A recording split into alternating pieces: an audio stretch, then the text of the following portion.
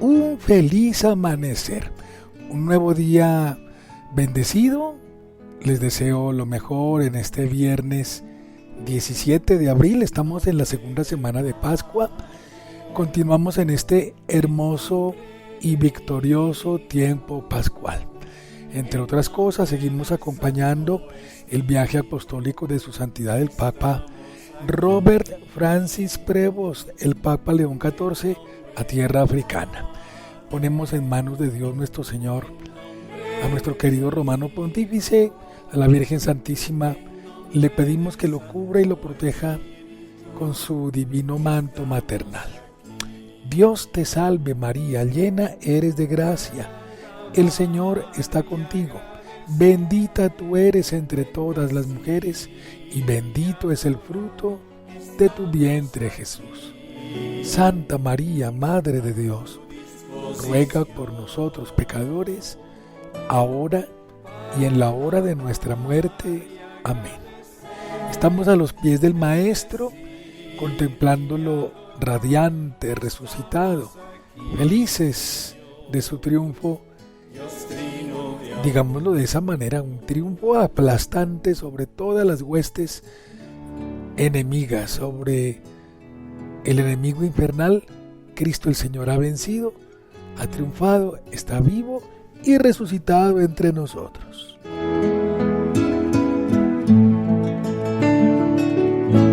En nombre del Padre, en nombre del Hijo, en nombre del Santo Espíritu, estamos aquí. En nombre del Padre, en nombre del Hijo, en nombre del Santo. Bueno, y después de invocar a Dios uno y trino, después de orar por nuestro querido Papa León XIV, después de haber suplicado a la Virgen Santísima su amparo maternal, les deseo a ustedes lo mejor, a sus familias, que sea un día muy provechoso, que este día viernes sea de mucha bendición, para que vivan un fin de semana bien lindo, bien especial. Bueno, nosotros seguimos con este estudio histórico, teológico, algunos de rasgos importantes del libro de los Hechos de los Apóstoles.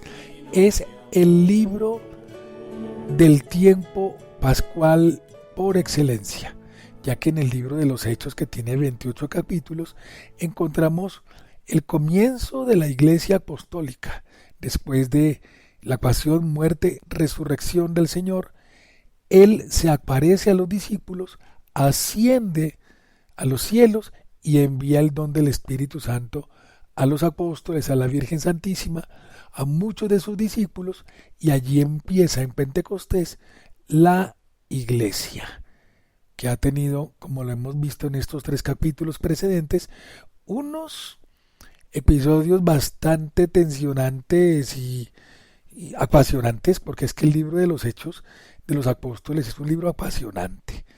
Es de un suspenso, de una alegría, de una lucha, de una constancia, de una perseverancia y, como lo veremos ahora, una parresía. Parresía, en la lengua que empleó el apóstol San Pablo, es una fuerza llena de Dios nuestro Señor. Es la valentía que imprime el Espíritu Santo en la Iglesia, en los apóstoles, en Pedro, en Santiago, en Juan. Ahora pronto veremos a Pablo en la conversión.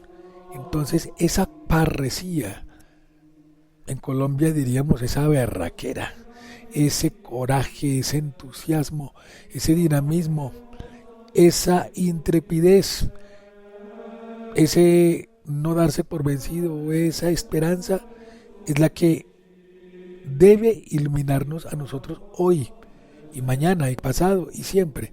La parresía cristiana, la fortaleza para confesar a Jesucristo el Señor. Eso es lo que atraviesa cada capítulo y versículo del libro de los Hechos. En este capítulo 4 que tiene, a ver, yo miro aquí la Sagrada Escritura, este capítulo 4 tiene 37 versículos. ¿Y de qué habla este capítulo 4 del libro de los Hechos? Allí, en este capítulo, el apóstol Lucas no fue apóstol, fue discípulo de San Pablo, pero Lucas no fue apóstol del Señor, fue un discípulo del apóstol San Pablo, conoció a Jesucristo gracias a la predicación de San Pablo y seguramente escuchó a alguno de los apóstoles en una predicación. Pero la fuente que tiene Lucas para escribir el libro de los Hechos de los Apóstoles es el apóstol San Pablo. Y claro, se basa en la comunidad cristiana, se basa también en algunas enseñanzas de los apóstoles para haber escrito y compuesto por iluminación divina el evangelio que lleva su nombre. Entonces, en estos 37 versículos, el apóstol Lucas nos muestra un paso muy importante, una inflexión, un paso necesariamente valiente, intrépido, el paso de la comunidad apostólica de los cristianos, los apóstoles, a una estructura que tiene que enfrentar una oposición marcadamente fuerte e institucional. Entonces ya los apóstoles comienzan a organizarse un poco. Ya con la luz del resucitado, la fuerza del Espíritu Santo, empiezan a organizarse porque ahora tienen que poner la cara ante la institución religiosa judía, los fariseos, los saduceos y toda esa institución religiosa que se está ahora uniendo para combatir la predicación de los apóstoles. Este capítulo 4 es muy bello porque nos muestra ya una inicial organización de los apóstoles para hacerle frente a esa institución de muchos años como lo es el fariseísmo. Entonces, después de haberle dado la salud al paralítico allá en la Puerta Hermosa, estaban hablando al pueblo los apóstoles cuando se les presentaron los sacerdotes y el jefe de la guardia del pueblo y los saduceos, súper molestos porque enseñaban al pueblo y anunciaban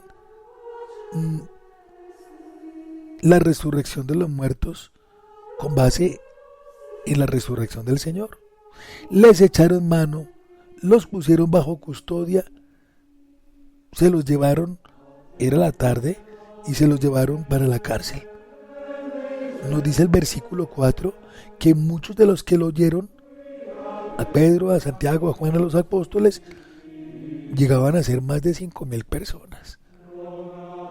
Era novedosísima la predicación, era el Espíritu Santo moviendo a esos apóstoles y dándoles unas palabras, una veracidad, una persuasión, una alegría contagiosa.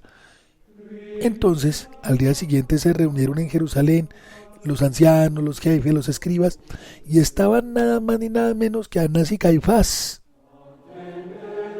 que eran los mismos que habían juzgado a Jesús antes de pasarlo a Pilatos. Y entonces, pues, allí tienen una primera confrontación con la aristocracia de los saduceos. Ellos no creían en la resurrección de los muertos. Entonces,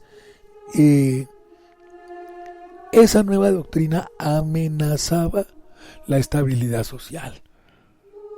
Entonces los saduceos estaban muy temerosos de escuchar una predicación del triunfo de un muerto, de la resurrección de un muerto que volvió a la vida. Entonces eso a la sociedad estaba inquietándola un poco. Allí estaban Anás y Caifás, y pues a los apóstoles los tienen como gente sin estudio, sin conocimiento, sin letras, y gente del vulgo. Entonces en lengua griega se dice agramatoi kai idiotai, o sea, gente que no tiene preparación. Pues esto no significa que fueran analfabetas totales, sino que pues no tenían la información rabínica para interpretar la ley y los profetas. Entonces sorprendía a todos la forma tan elocuente y tan precisa y tan persuasiva de los apóstoles. Lógicamente pues era el Espíritu Santo. Y en esa tensión, en esa discusión entre saduceos, fariseos con los apóstoles, hay una idea súper importante, el versículo 12. ¿Qué dice el versículo 12 del capítulo 4? Porque no hay bajo el cielo otro nombre dado a los hombres por el que nosotros debamos ser salvos. La exclusividad del nombre de Jesucristo, el único que puede dar la salvación. Ese es un punto necesariamente colosal, importante en la predicación de la iglesia y en la historia de la salvación.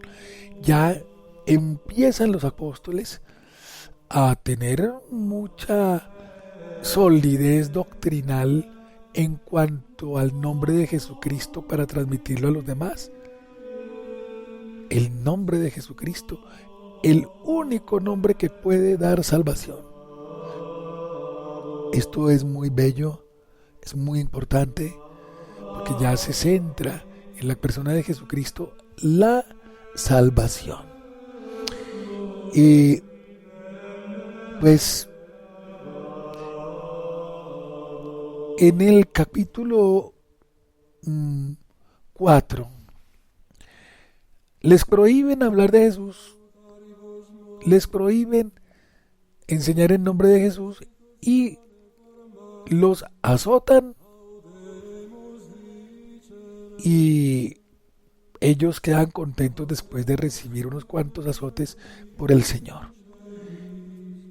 Ya para terminar ese capítulo número 4 surge un personaje muy importante, uno de los discípulos más cercanos a los apóstoles, especialmente a Pedro. También conoció a Pablo. Me refiero pues a Bernabé, un hombre que era el prototipo del creyente, que estaba lleno del Espíritu Santo y además que sacrificó sus bienes por la misión. Ya más adelante vamos a ver cómo Bernabé acompaña a Saulo, a Pablo, en su comienzo en la predicación, y cómo Bernabé también lo instruye en la ley y los profetas, y es figura importante para Pablo y para los apóstoles en la predicación de Jesucristo en la comunidad cristiana. Bueno, capítulo 4 del libro de los Hechos es muy importante, es muy bello, y estos elementos son básicos, tenerlos en cuenta para conocer los orígenes también de nuestra fe.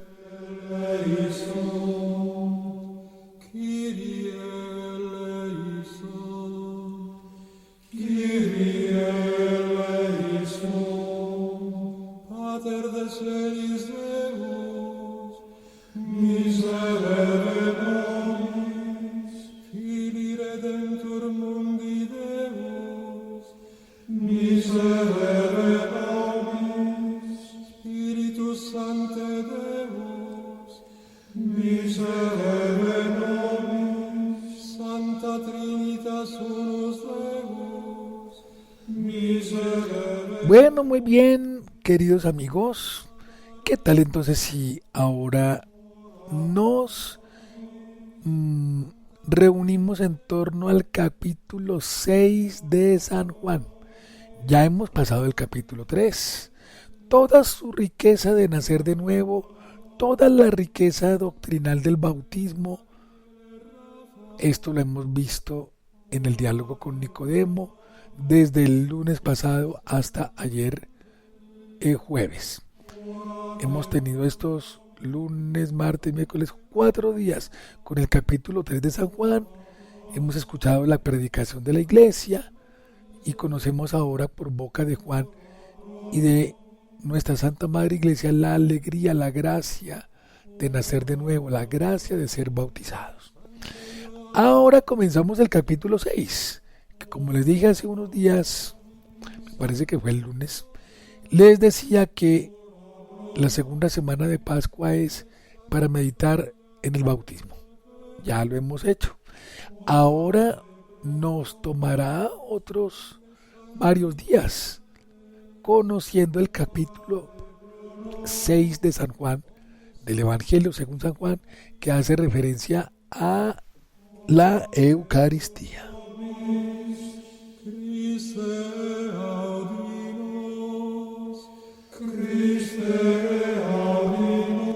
Y nos dice San Juan capítulo 6, en aquel tiempo Jesús se marchó a la otra parte del lago de Galilea o de Tiberíades. Lo seguía mucha gente porque habían visto los signos que hacía con los enfermos. Subió Jesús entonces a la montaña y se sentó allí con sus discípulos. Estaba cerca la Pascua, la fiesta de los judíos. Jesús entonces levantó los ojos y al ver que acudía mucha gente, le dice a Felipe: ¿con qué compraremos panes para que coman toda esta gente? Lo decía para tantearlo, pues bien sabía Jesús lo que iba a hacer. Felipe le contestó: 200 denarios de pan no bastan para que a cada uno le baste un pedazo. Uno de los discípulos, llamado Andrés, el hermano de Simón Pedro, le dice: Señor, aquí hay un muchacho que tiene 5 panes de cebada y un par de peces. Pero, ¿qué es esto para tanta gente? Jesús dijo: díganle a la gente que se siente en el suelo. Había mucha hierba en aquel sitio.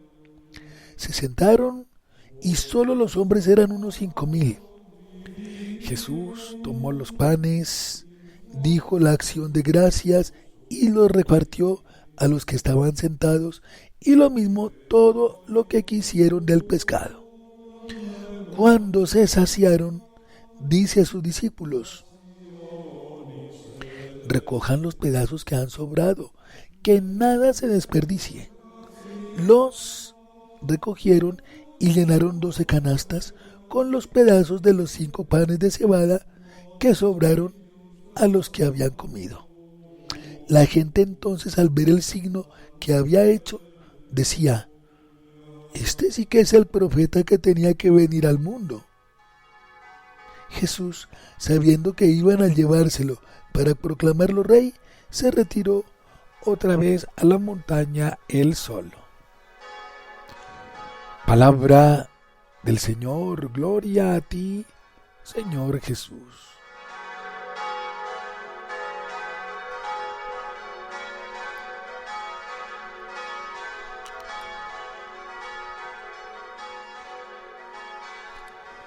Bien, comenzamos el capítulo 6 de San Juan, que tiene su desarrollo en las orillas del lago de Galilea, del lago de Tiberíades. Lo seguía muchísima gente. Y el Señor, al ver el sufrimiento de la gente, el hambre de la gente, su interés por escuchar y por seguir al Señor, que no tenían nada que comer, el Señor se solidariza con quien realmente desea escucharle y servirle. Todos los que estaban allí anhelaban una bendición, anhelaban un consuelo, buscaban algunos un milagro para su salud, para sus seres queridos. Otros, muchos, iban por nutrirse de la palabra. Y el Señor, a todo el que le busca, a todo el que le interesa, a todo el que tiene curiosidad por lo menos y un deseo profundo de amar al Señor, pues el Señor les colma remecidamente. Y todos comieron pan, comieron pescado delicioso y sobró. Y todos quedaron, como bien lo dice mi mamá, quedaron ahitos. Quedaron con la barriga llena, con el corazón contento, además escucharon la palabra y todos felices. Entonces, primer mensaje: busca tú al Señor. Él no te dejará con los brazos cruzados, no te dejará por allá aguantando. El Señor sabe muy bien que tu interés, que tu deseo es servirle, conocerle y amarle, celebrarle, estar con Él y abrirle las puertas del corazón. El Señor sabe que tú quieres eso. Y el Señor sabe que estás empleando todas tus fuerzas y que dejas de hacer muchas cosas también por servir al Señor. Entonces el Señor todo lo premia, todo lo recompensa, y allí es cuando a estos peregrinos y toda la gente que seguía al Señor, pues se fueron contentos por tener el pan y el pescado y además la salud y haberse ido con algo nuevo en su cabeza y en su corazón. Y iban a proclamar rey a Jesús, pero él no se dejó ungir como rey, primero porque pues estas personas querían proclamarlo rey porque sintieron el corazón lleno, la barriga llena, digámoslo así, y vieron que momentáneamente su hambre pasó con todo el pan que el Señor les dio. Pero el Señor quiere, sobre todo, que conozcan los signos, que no se queden solamente en el milagro externo, sino que sepan muy bien esto qué significa. ¿Quién es el que hace esto? Y toda la implicación profunda que implica una obra de esta magnitud, de este milagro tan grande que está escrito en los 4 evangelistas. Jesucristo el Señor no quiere pasar de largo sin premiar tus esfuerzos, tu dedicación por servirlo a Él, por amarlo con todas las fuerzas. Y eso es lo que el Señor quiere que hagamos en este tiempo pascual. Bueno, entonces un abrazo, una bendición sin igual, y que el Señor les bendiga y les ilumine. Que tengan un viernes provechoso, un abrazo muy, muy especial.